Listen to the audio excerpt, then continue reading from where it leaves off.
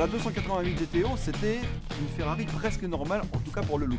Et là, avec la F40, c'est un peu une arme de guerre. C'est le mythe des années 80. On va aller l'essayer.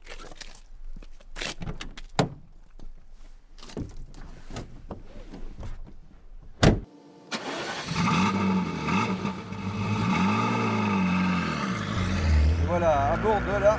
C'est quand même un moment magique. Un moment magique, mais c'est une Ferrari ancienne école. Il faut donc ménager un petit peu le 50 secondes quand elle est froide. Et là, elle est encore un petit peu froide. On va laisser l'auto monter en température.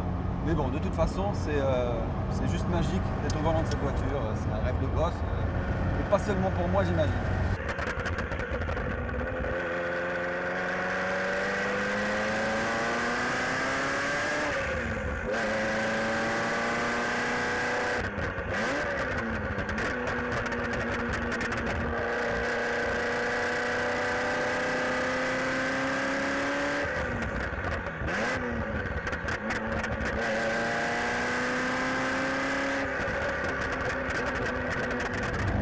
De cette voiture par rapport à la 288 GTO, ce qui s'est passé, c'est que là on a une coque carbone Kevlar qui est la première sur une voiture routière avec quand même un châssis tubulaire classique, mais le châssis il est pris dans la coque. Là pour le coup ça rajoute en rigidité et en légèreté. On tombe officiellement, toujours selon Ferrari, ça tombe à 1100 kg. Ça reste l'architecture de la 288 GTO. Hein. Le moteur est un peu plus gros, là il fait 3 litres. Et il fait juste 72 chevaux de plus. Mais c'est une voiture qui est encore vraiment beaucoup plus radicale que la 288 GTO, qui pourtant n'était pas une GT, quoi, clairement. L'intérieur c'est assez dépouillé, mais ça fait pas, c'est pas triste. Hein. On a une espèce de drap de velours sur le tableau de bord. On a directement le carbone Kevlar, donc qui constitue toute la carrosserie à nu, aussi bien sur le sol que sur les contreportes. Des petites manivelles de vitre pour celle-ci, mais d'autres F40 avaient juste du plexiglas coulissant où on ne voyait rien dedans. La direction n'est pas assistée, donc à l'arrêt c'est assez viril. Les freins non plus, ce qui est plus surprenant quand même, parce qu'une auto là, c'est une auto qui va vite, donc il faut taper dedans, mais une fois qu'on a senti un petit peu comment fonctionne la pédale, finalement ça freine plutôt pas trop mal pour une voiture qui a 20 ans. Hein.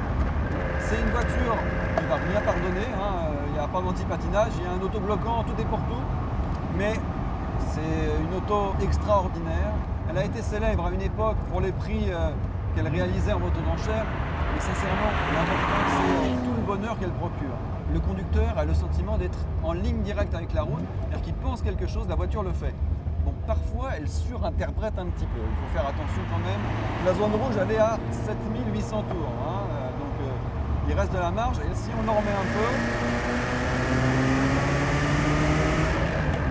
voilà, assez rapidement, ça bouge.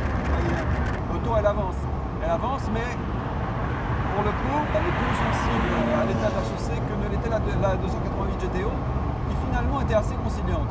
Là, la F40, c'est pas le genre de la maison de vous pardonner quoi que ce soit. Là, même en quatrième, hein, il faut... J'ai pris une moitié d'accélérateur. Mais déjà, en la conduisant avec beaucoup d'humilité, on profite vraiment.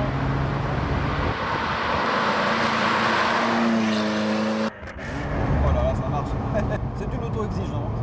C'est une auto qui va bien pour la piste, hein, pour le circuit, elle aime bien ça, avec laquelle on peut prendre du plaisir sur la route, mais il faut prendre le temps de l'apprivoiser, on va dire.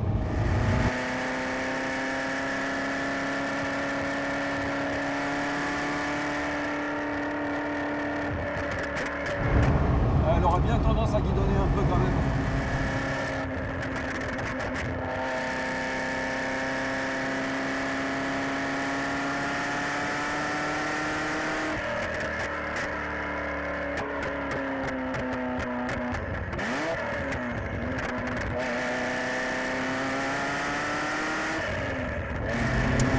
Oh, quel pied quand même.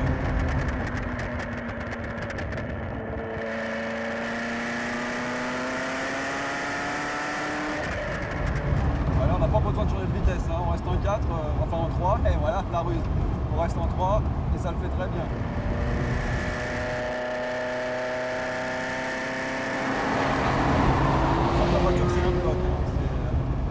pas d'un côté le train avant, de l'autre côté le train arrière, tout ça, c'est un bloc. Alors au niveau direction, un quart de volant à droite, un quart de volant à gauche, ça suffit dans 90% des cas. Pas besoin de se poser de questions. Et les freins, ça va, elles freinent bien droit, elle n'est pas piégée sur le freinage. Et là, la route est quand même beaucoup plus mauvaise qu'au début. Et là, il faut un peu se cramponner au volant pour garder la voiture sur la trajectoire. Elle aime bien les pistes finalement. Un peu lisse, propre quoi.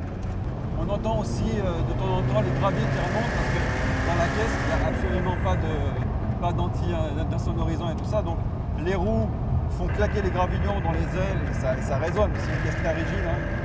Carbone Kevlar. Bon, mais c'est joli ça.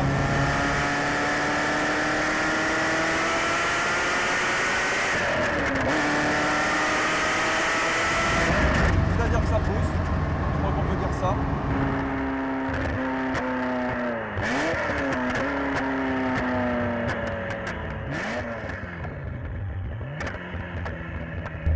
Les bruits, les odeurs, la chaleur, les petites explosions, l'échappement, c'est ça qui fait tout l'intérêt de la voiture, quoi. C'est vraiment vivant. Si je passe là devant la gendarmerie, ça va se voir, oui.